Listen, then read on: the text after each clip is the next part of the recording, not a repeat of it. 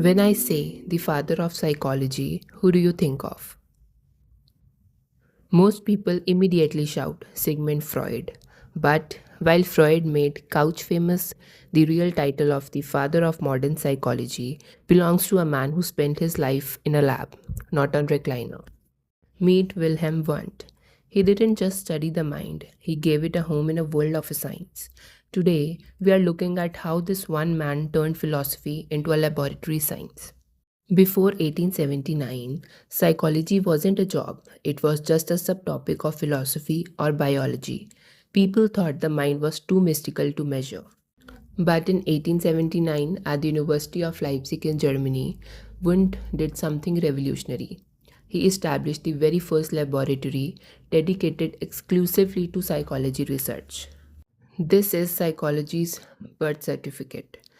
Wilhelm declared that the mind could be measured just like a chemical reaction or a heartbeat.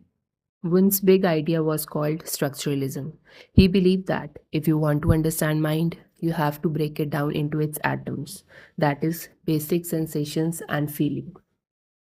Now question is, how did he do it? Through a process called introspection. This wasn't just talking about your feelings, it was rigorous. He would show a student a color or play a sound and ask them to describe the immediate experience. Was it pleasant, tense, exciting? He wanted to map the human consciousness piece by piece. Wundt wasn't just a researcher, he was a mentor. He supervised over 180 PhD students. His students went on to found the American Psychological Association and the first psychology labs in the US. If psychology is global science today, it's because Wundt's academy children spread the methods across the world. So, why does Freud get all the credits? Well, Freud's theories about dreams and unconscious were sexier for movies and books.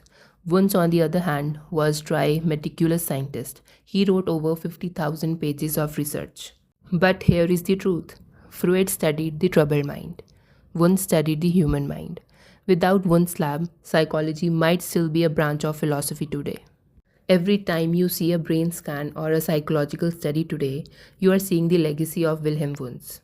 He proved that our inner world is just as worthy of scientific study as the stars in the sky. So, next time someone mentions the father of psychology, tell them about the man from Leipzig. What do you think? Should Wundt be more famous than Freud? Let me know in the comments below. And don't forget to like and subscribe for more deep dive into the history of psychology.